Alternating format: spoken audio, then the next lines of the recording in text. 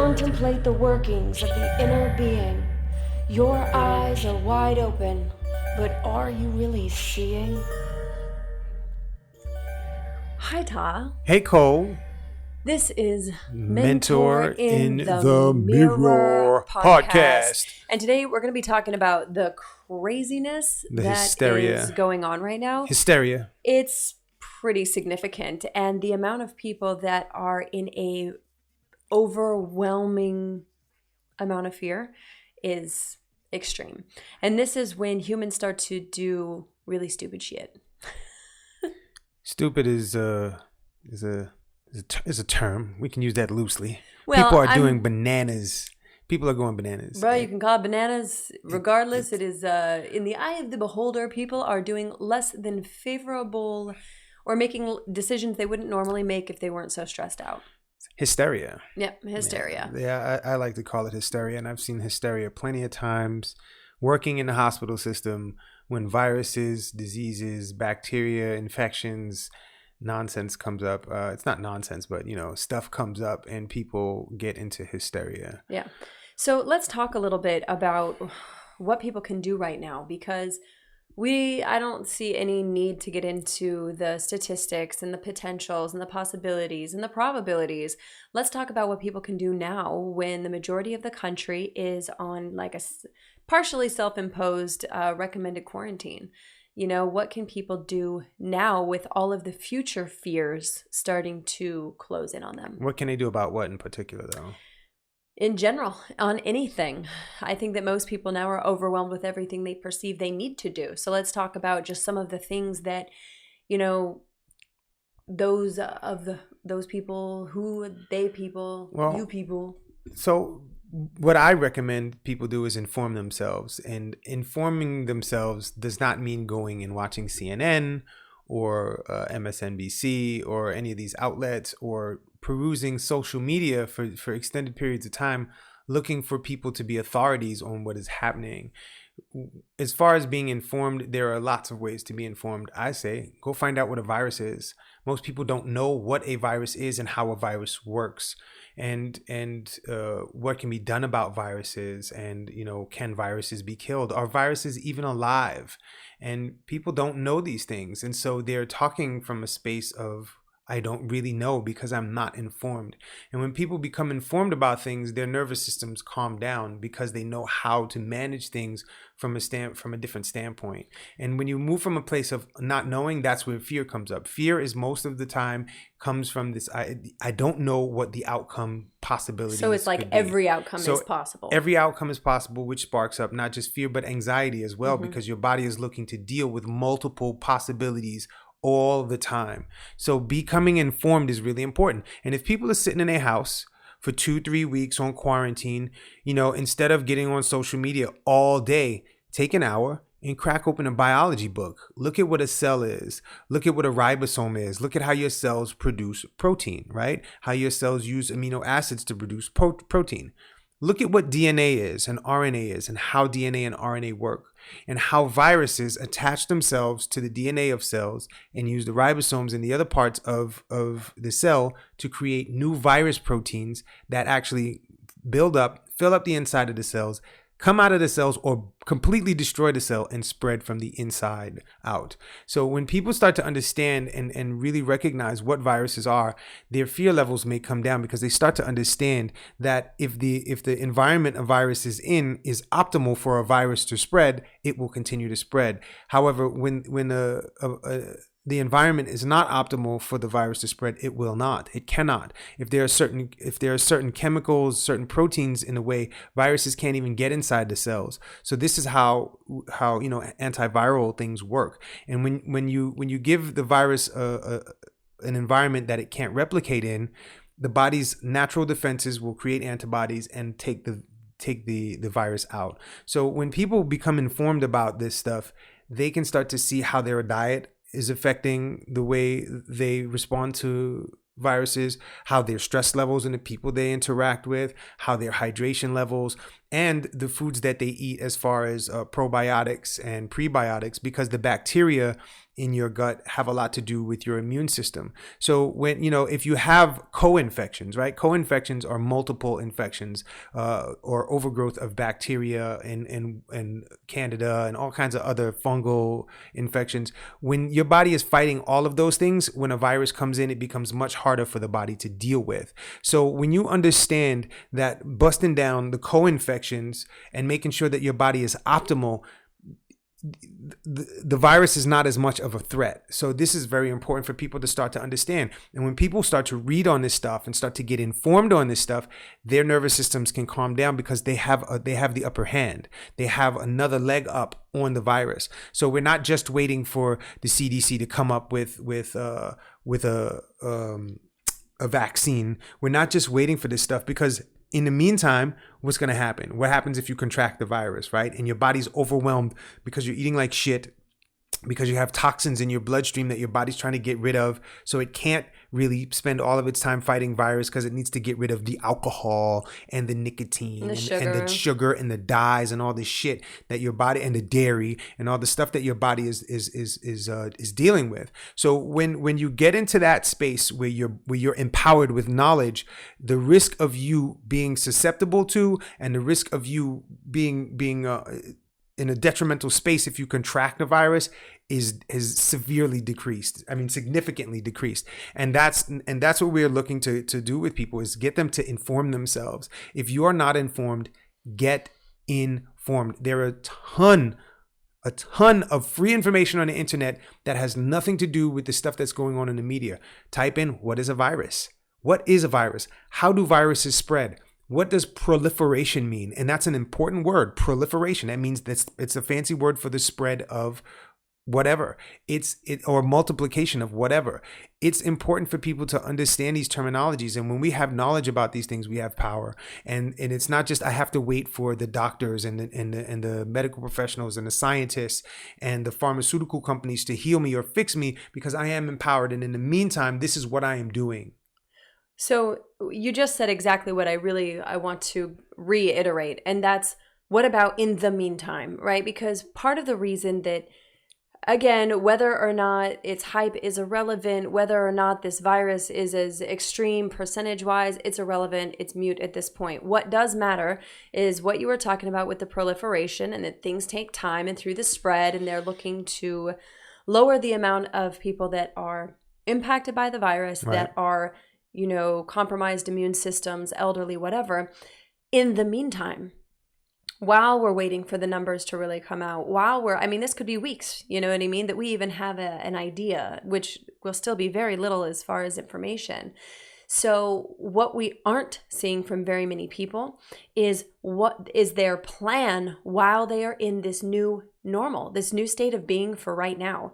And they're waiting for when it's over and putting life on hold. And I think that's part of the issue, is that people don't know what's coming next. And when you live in the moment and go, what needs to be created in this moment for my health, my wealth, my mental health, physical, spiritual, whatever, it's identifying what practices and processes do you need to create in your life right now? Making a list. What are my essentials? What do I need by what date? And I think that collectively the world can let go, or at least in the United States, your bills are non-essential in this moment. And most companies, let's be honest, if you've got a death grip on your credit score, you have the opportunity to work through that and let that shit go right now. Right now. Because if you make a list of essentials of what you need by what date, so that you can ask for support from what we call your life team. And if you don't have a life team, there's Facebook groups like IntelliHelp that Ron Lynch started, where you can ask for the necessities and the essentials that you need. And there you can't ask for money, because no one, or very few, not no one, less people are bringing in income. And in this country, most people have been living paycheck to paycheck. So let's talk about, with just all of these stress thresholds that people are taking on, and if they already have a compromised immune system, this anxiety and fear of the future, can you talk about the impact on the body in the now because of future fear? Sure. there people may hear this shit all the time, and we talk about it: the sympathetic nervous system and the parasympathetic nervous system. We have one nervous system, but there are different branches that function in different ways. And when you're highly activated, or you're activated at all, if you need to run, your sympathetic nervous system is activated, right? That's the pathway that we always hear about: fight or flight. Mm-hmm. That's the active system. And when you're active in that system, the counter side of that is the parasympathetic, and that's when you kind of chill, when you kind of relax, when you're in the rest and digest part of your nervous system. And that's when your muscle regrowth happens, that's when your repair cycles happen, and that's when your immune system kicks into drive, into the big part of its drive. It's upregulated when you are in parasympathetic. And so when you are in an anxiety state, your sympathetic nervous system comes online and it gets revved up, and it down regulates, right? Or turns down your parasympathetic, which also turns down your immune system. And this is really important, because if you're running from a tiger, right? We always take it back to prehistoric. If you were running from a saber-toothed tiger, what do you need your immune system for? What do you need to be fighting off a bacteria or a virus for? You don't need that. You got to run for your life. You got to run for your life because you're about to die. So those it's the collective organisms have to survive before they worry about right. The whole their jobs. Human organism has to survive in order for the immune system to even have any kind of place. So you have to run. So if you're constantly in this stress mode of, oh, I might die, oh, I might go through this, or it's the same thing as running from a tiger, a saber-toothed tiger 1 million years ago, right? Or 10 million years ago, however long shit was ago, right? And so that sympathetic activation decreases the parasympathetic, which decreases your immune system function. And when you decrease your immune system function, problems happen. And this is really important for people to really get a grasp on and understand. The more anxiety you live in, the more you put yourself around people who are toxic, right? And if you're isolated with family members who are toxic, this can be a really dangerous. And if you start getting sniffles, it's a harbinger of what is to come next. You got to be really mindful of this stuff. So if you are in a house with people who stress you the fuck out, right? And you're smoking, you got to cut back on the smoking. If you're eating sugar, you got to cut back on that, because that increases inflammation, which can put you in a really jacked up state, which can also mess with your immune system as well. And if your immune system gets overwhelmed trying to wrangle all of the things that are not in your body, it causes problems, and viruses can overwhelm you. So it's really important for people to understand the ramifications of eating shit, of smoking, of drinking alcohol, because alcohol is a toxin. Some people are like, oh, I'm just going to have these bottles of wine and I'm just going to lay back and kick back. You are compromising your immune system. If there was ever a time not to drink, it is right now. It's right now. No beer, no wine, no sangria, this ain't beefsteak Charlie's, right? No alcoholic beverages, man, and no smoking. You got to cut the smoking back. Smoking, especially if this is attacking respiratory systems as it's being said, then it's really, if you're going to prioritize life and sustainability for yourself and the people you love, then anything that compromises your respiratory system has got to go. Right. It's got to go. It's got to go. And, people are packing their houses with canned goods, and, they're preparing for doomsday, and they're eating that shit too. Yeah. While you still have an opportunity to get fresh produce and stuff like that, or any kind of produce, go through that first. Go through that stuff first. Do not eat this canned stuff, because all of those polysorbate 99 and polysorbate 80 and all this red dye number 76 and all of these things and all of these preservatives and stabilizers and shit are considered toxins to the body, and the body needs to rid itself of toxins before it can do anything else. And that means your immune system takes the back seat for viruses and stuff, because your immune system is also getting rid of toxins. That it does serve to get rid of toxins as well. Oh, sorry. No, go ahead. Not to mention the impact on the serotonin levels from eating that way. So you're already, especially people that are high performance, a lot of our clients, entrepreneurs. I mean, I would say most of the people that we work with are still working in this phase because they're figuring out what's next. That being said, though, for most people that are used to being busy and now they're in this stagnant state, and then they're eating like shit and they're consuming things that are toxic for the body, you're actually creating a pond. Right. There's no outlet. There's no physical movement. People aren't going to the gym and working out, even if they were before, and they're in a holding pattern. And you know how they say, like, a rolling rock gathers no moss, something like that? Rolling stone something like that. You know what I mean? So the thing is, anything that you can do to fortify your health is imperative, especially if you're immune compromised, especially if you have respiratory issues. Then your diet has got to be impeccable, because every little crank of your immune system coming up and your stress levels. So right now is a beautiful opportunity to search podcasts and YouTube to find meditations, visualizations, movement practices, yoga classes on YouTube to get that mind in check, because even people with a really good immune system, if you get stressed out, that's going to tank your immune system. Yep. And the people around you can feel your stress and tension. Yep. So if you've got someone in your household with a compromised immune system, COPD, any of these kinds of respiratory conditions, your stress and your physiological impact impacts everyone you come in contact with. Right. And, lifting heavy objects, right? It doesn't have to be 100 pounds. Lifting, a backpack, a 5-pound bag, that 5-pound bag of sugar that's sitting in your closet, right? Doing some curls with it, giving your body some resistance also helps you to get into a heightened sympathetic state, right? When you're from a place of conscious awareness, yep. And then it allows you to move into a parasympathetic that's extra relaxed, so that you can act, because you have to, it forces you to go into a parasympathetic to rest and digest and heal, so that you can rebuild musculature. And this is one of the reasons why people really don't understand the importance of resistance training, right? Lifting heavy objects or pulling against things with resistance, pushing against things with resistance, doing push-ups, doing squats. These are really important because they trigger you to go into a parasympathetic state when you sleep that's extra restful, so that your immune system can come online and so that your body can repair and rejuvenate itself for whatever potential there is to come. And the more resilient you become, the more your immune system comes online. And this is for any person, any age, any health issues, whatever. You can have no legs, and you can sit on your couch and you can do some curls with something. You can push against something. You can push against your hands like this. It's resistance. And the more resistance work you do, it's really important to understand, the more resistance work you do, the more your parasympathetic activation will happen when you are sleeping, when you are in a rest space. The more your body will be like, I gotta rest.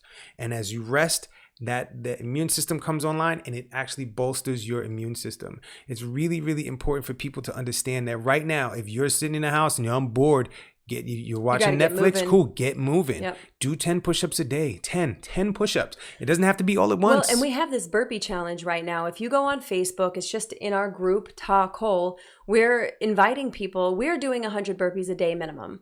And I did 200 last night. I know you did. And there's a bunch of variations, and some people physically are unable to do any type of burpee.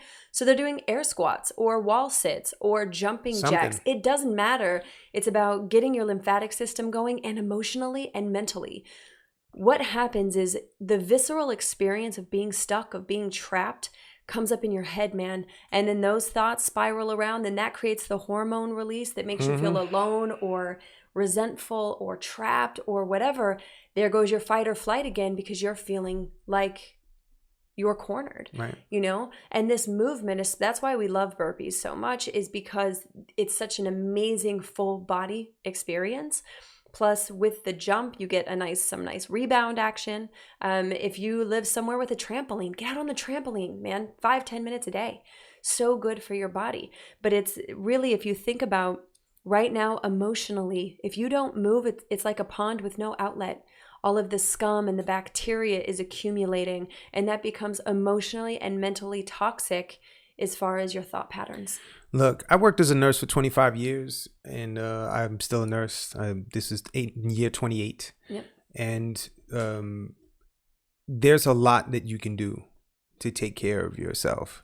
And I wrote something called a virus manifesto of a New York City nurse that we're looking to put up on Thrive Global in the next day or so. Yeah. That'll be available, and it really breaks down, what viruses are, or my experience with viruses, and it gives you a different perspective, a perspective that you may not have had, and a perspective of empowerment, to put you in a place of empowerment. And it's going to be 2 or 3 parts. I already started working on the second part, and it's really important for me to get this information out to people so that they have a perspective that is not forcing them to adhere to one thing. It's asking them to consider things, really consider things, and come from a space of being empowered in your education and your knowledge and going out and educating yourself. We live in a time where you can get a college degree's worth of a master's degree, doctorate degree worth of information free on the internet for nothing. Yes. For nothing. And updated information, not information like that they give in the textbooks that are in schools. This is updated stuff. So when you empower yourself with information and then ask questions, so when you go into the doctor, ask questions. I talk about this in the manifesto is, if you're going to get vaccinated for viruses, ask, what's the lot number? Who's the manufacturer? What are the additives inside this vaccine that you're giving to me? What's the proper dosage? Know the proper dosage when you go into your doctor if you're going to have a vaccine. And ask for a verification. Ask them to show you the bottle. Then ask them to draw it up in front of you and then let them inject you with it, okay? And make sure that you see what's being injected into your arm and you write it down so that you have the lot number and all of this. So if some shit goes down, you know how to manage it. Well, because the truth is the healthcare professionals are going to become more stressed as well. They're already going in with all of this, hearing about what's going on in Italy and all of this stuff. So now you've got medical practitioners and first responders that are going to be sleep deprived the busier that they get. And like we talked about yesterday, if you've got to throw scrubs back on and hit the field, you will. Yep. Get back in the salt mines if society needs it. And what we're hoping through all of this spread is that people will start to take some action and not having all of these other people have jurisdiction over what's going on in your body. What are the signs that you should go to a doctor? Do you even, can you go get a thermometer? Can you actually watch your own temperature until you're at 100.4? It's not really a concern as far as your temperature. Isn't it 100 point? 100.8. 100.8. Okay. But it's like if you're at 99, chill, hydrate. You know what I mean? Yeah. 100.8, 101 is a fever. That's where you're really concerned. When you get to 100, that's when you start to watch. Yeah. It depends, you want to be like between 99. If you have an infection, you want to be between 99 and 100.5, 100.4, 100.5, because that's the area where your body is killing off a lot of stuff. Right. That's the signal that it's still working. Right. And if it starts to get really, really high, your body might be becoming overwhelmed. So you want to make sure that you don't get too high with your fever. And then it's knowing when to actually go to the hospital, right? Because part of the concern with everything right now is that it would cause overwhelm to the system. Mm-hmm. And by educating yourself on, hey, let's watch it, right? Let's stay in, self-isolate, fluids. But if you're already starting out at an inflammation level, we'll just say if it's a 0 and a 10, 0 being no inflammation and a 10 being extreme, near death inflammation. If you're starting your day because of diet and what you're consuming at a 6, because you're eating like crap and because you're not giving your body the opportunity to detoxify itself, it's not going to take near as much for a virus to actually come in. It's the perfect environment for it to come in. Well, depending on the virus. Yeah. There are viruses, and I talk about this in the manifesto too. There are viruses that only attack human beings. Mm-hmm. There are viruses that only attack certain systems in human beings, right? Some are respiratory. Some attack stay in your genital area. Some stay on your lips, right? When you talk about like herpes simplex 1, right? There are certain viruses. Viruses are very particular and they're very specific with how they act, right? I don't think they're evil or good. I think they have specific tasks that they do, and they will stay in one place and they will proliferate in that one place, and it will wreak havoc and it will overwhelm the system. That's what they do. And when you look at it, bacteria, there's viruses that are specific to bacteria, viruses that are specific to animals, to birds. There are viruses that are specific to plants. And when you see how bacteria work, how viruses work, you can really start to get a handle and a grasp on all of this stuff, and make sure that the environment that you have in your body is not optimal for viruses. And the amount of viruses and there are some I believe there are some viruses that are functional for us. We have hundreds of viruses that reside in our gut that interact with the bacteria that probably keep the bacteria at bay. So when we understand how these things work, we are informed, we know how to get our body to be in an optimal environment that does not provide for overwhelm. Right. And that's what we're concerned about, overwhelmed. Right. It's not the virus itself. It's the overwhelm that the virus can provide in an ideal environment for the virus to be overwhelming. And it starts here. We're talking about the systems out in the hospital. Look at your body as the system, right? Look at the globe right now as every person is a living, breathing cell. And we're looking to increase how many healthy cells there are. So if you look at yourself as the system that you're trying to not overwhelm, start by not overwhelming your own system, and then you're not going to end up in the hospital because you may have a pre-existing condition that now, because of stress and fear, you've kicked back your MS. You're now showing more signs in your lupus, Hashimoto's, like whatever, or just catching other viruses that are still floating around. And if we're going to talk about being socially responsible and ethical or whatever, then that starts with your own ass and taking care of yourself. Own ass. Yes, because that's how you prevent overwhelm in the first place. And we're talking about precautions.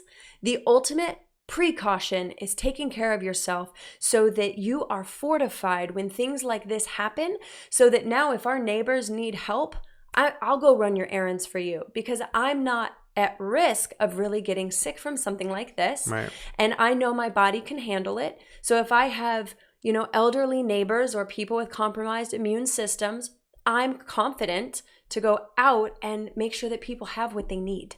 And we need more people like that. We need as many people like that as humanly possible to not only keep the system from being overwhelmed, but to actually sustain as a society and as a species. That's right. And so if you want to really know the best person to consult about this, that person is right in the mirror.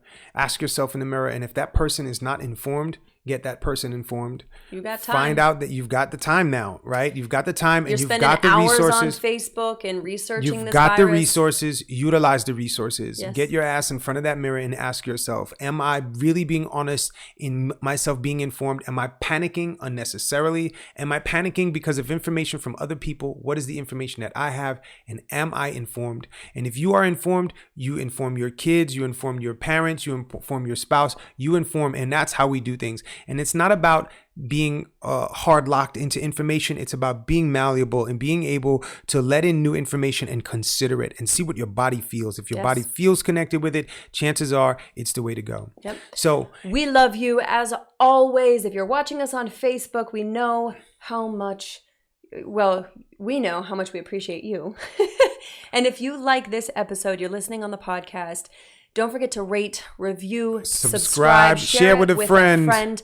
We're here to have the conversations most people may not be having, the ones may not be hearing. That's right. And because we want to know what to do about it at the end of the day, whether you know what? I'm not even going to go there. We love you. As always, take 1 hour a day to learn more about viruses, how to protect yourself, how to boost your immune system. If you ever need help, guidance, resources on what you can research, hit us up on Instagram @TaCole. And as always, we love you. My name is Cole. My name is Ta. Be free.